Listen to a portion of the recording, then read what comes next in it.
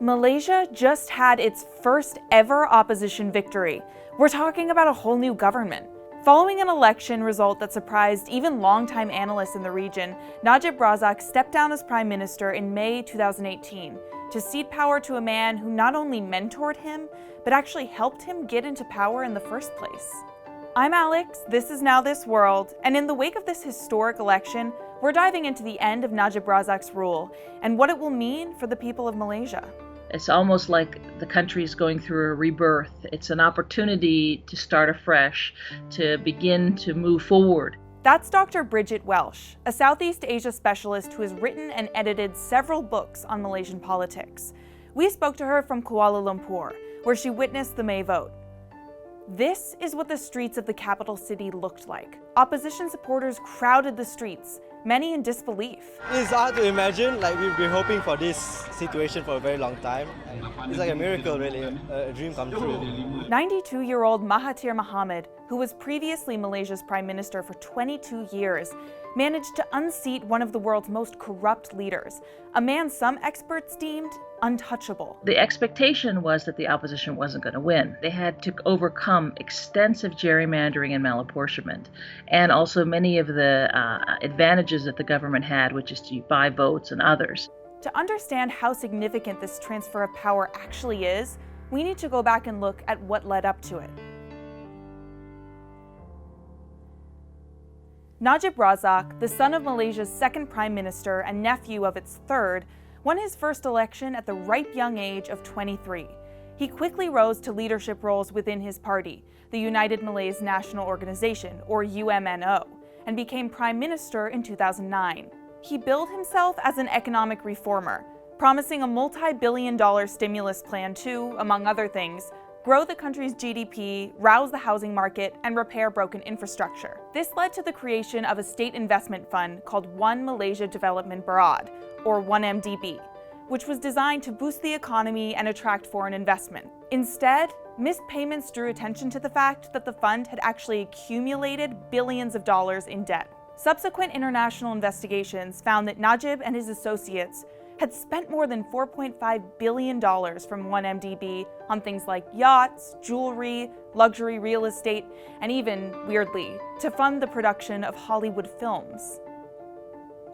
And after the scandal broke in 2015, experts say Najib's tone changed. We saw Najib move in a much more authoritarian direction, arresting the opposition leader at that time, Anwar Ibrahim, cracking down on political opponents, and purging his own party, especially the critics within his own party, the current prime minister and former prime minister Mahathir Mohamad. To this day, Najib claims there was no wrongdoing in relation to the 1MDB fund, blaming instead a, quote, problematic business model for the missing funds. And that was far from the only scandal that surrounded Najib. He also poured millions of dollars into parliamentary elections to ensure that his supporters ended up in office. In 2010, Najib famously promised a group of voters that he would finance a local project, saying, "Okay, the understanding is quite simple.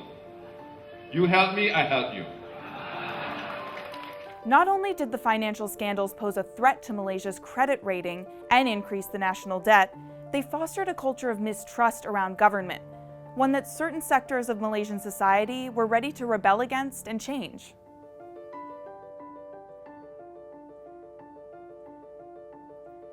On May 9, 2018, a whopping 82.3% of registered voters turned out for the election. That ranks Malaysia among the highest in recent national elections, according to Pew data. A look at the demographics behind the opposition support revealed a disproportionately high number of ethnic minorities, young people, middle-class voters, and urban voters. Despite the obstacles standing in the way of an opposition victory, says Dr. Welsh, the conditions were ripe for one.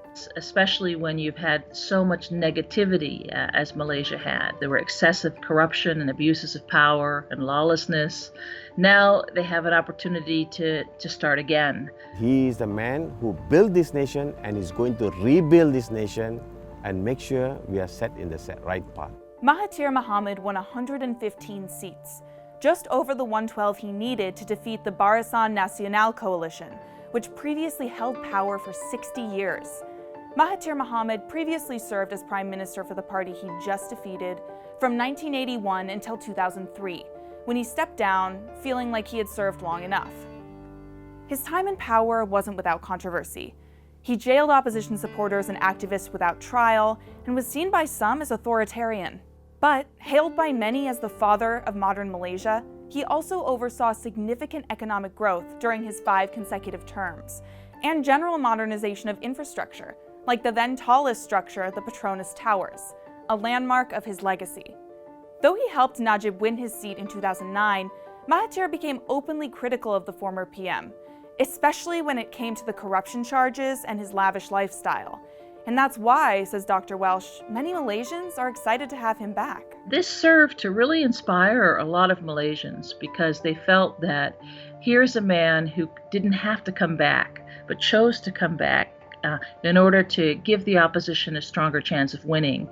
Mahathir Mohamad just became the world's oldest head of state, but the soon-to-be 93-year-old said he's not planning to stick around for too long, only a couple of years to implement reforms for problems caused both during his and Najib's tenures. Then he plans to hand the position over to an opposition figure that both he and Najib jailed during their tenures, Anwar Ibrahim.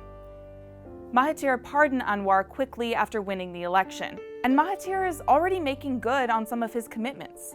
He abolished the goods and services tax, introduced under Najib, which is widely blamed for the rising cost of living, and plans to replace it with a tax that aims to reduce the price of goods and services. His party, Pakatan Harapan, also promises to crack down on corruption, cut the national debt, reduce the Prime Minister's control over national institutions, and more.